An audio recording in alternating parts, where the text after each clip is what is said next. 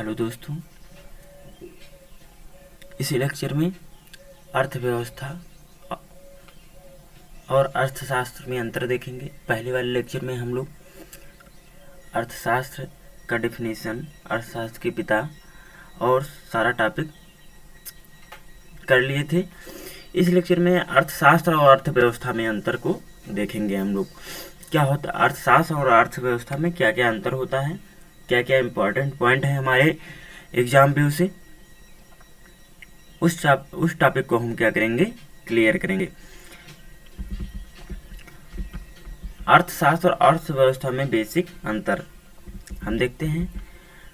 अर्थशास्त्र का प्रिंसिपल यानी सिद्धांत को जब किसी भौगोलिक क्षेत्र में लागू किया जाता है तो वहाँ की अर्थव्यवस्था कहलाती है। जैसे मान लीजिए अपने भारत की अर्थव्यवस्था, भारत का एक भौगोलिक क्षेत्र है जिसमें अर्थशास्त्र के कुछ नियम को लागू किया जाता है, जिसके द्वारा हम अपनी इकोनॉमी को कंट्रोल करते हैं, अपनी अर्थव्यवस्था को कंट्रोल करते हैं। जैसे महंगाई हुआ और देश के आय व्यय हुए, तमाम चीज़ों को रेगुलेट करने के लिए हम क्या करते हैं, अर्थशास्त्र के नियमों को अप्लाई करते हैं, और यही हमारी क्या कहलाती है, अर्थव्यवस्था कहलाती है।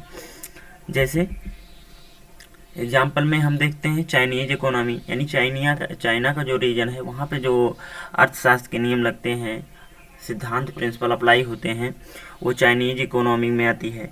उसी प्रकार से इंडिया का जो क्षेत्र है, रीजन है, वहाँ पे जो प्रिंसिपल और सिद्धांत लगते हैं, लागू होते हैं, वो इंडियन इकोनॉमी के अंतर्गत आता है। हर देश का अलग अलग अपना इकोनॉमी है, अपने देश को रेगुलेट करने के लिए, अर्थव्यवस्था को रेगुलेट करने के लिए अपना एक नियम प्रिंसिपल बना के रखे हैं।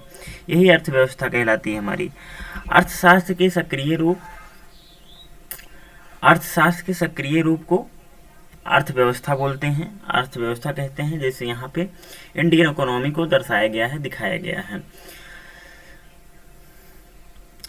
और जानते हैं रेगर क्रिक्स ने अर्थव्यवस्था को दो भागों में विभाजित किया। रेगर क्रिक्स अर्थशास्त्री थे, उन्होंने अर्थव्यवस्था को दो भागों में विभाजित कर दिया। पहला हमारा है माइक्रो इकोनॉमिक्स, छोटी अर्थव्यवस्था। माइक्रो होता है, इसमें छोटा स्तर रहता है, छोटे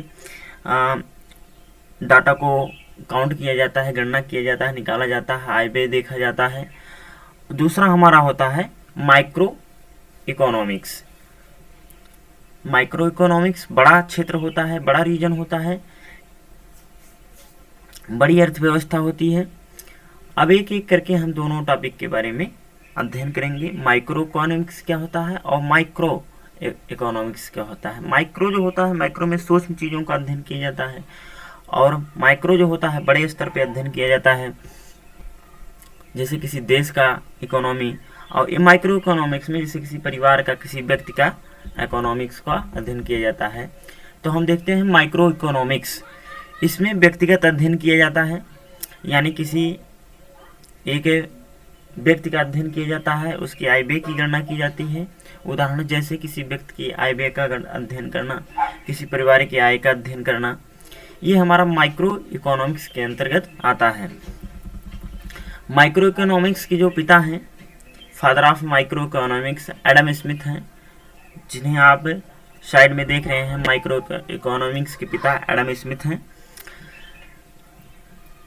इन्हें इकोनॉमिक्स का फादर भी कहते हैं। पीछे वाले लेक्चर में हम इस चीज़ को क्लियर किए थे, पढ़ लिए थे। अब हम देखते हैं दूसरा हमारा है माइक्रो इकोनॉमिक्स। माइक्रो इकोनॉमिक्स में बड़ी स्तर पर अध्ययन किया जाता है, बड़ा चीज़ देखा जाता है, एक देश की आय व्यय की गणना की जाती है। इसमें संपूर्ण अर्थव्यवस्था का अध्ययन किया जाता है, जैसे राष्ट्रीय आय, बेरोजगारी, अनएम्प्लॉयमेंट जिसे बोलते हैं,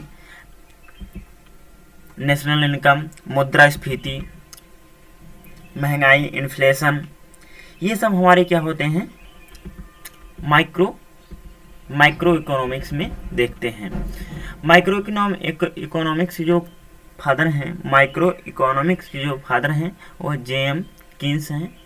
ये हैं हमारे जेएम कीन्स, जो अर्थशास्त्री थे।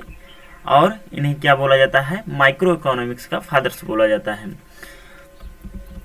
आई होप ये वीडियो आपको अच्छा लगा होगा। मिलते हैं नेक्स्ट लेक्चर में, तब तक के लिए जय हिंद। वीडियो अच्छा लगे तो शेयर और सब्सक्राइब जरूर करें। Okay, thank you watching this video.